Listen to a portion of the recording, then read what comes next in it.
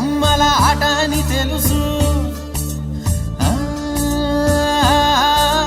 కథ అని తెలుసు, కథ అని తెలుసు, కథలన్నీ కంచికే చేరునని తెలుసు.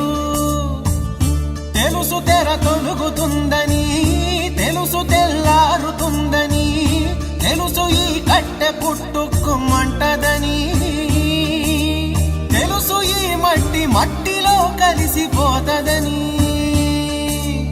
ఇన్ని తెలిసి ఇరకాటంలో పడిపోతావు ఎందుకని? మాయా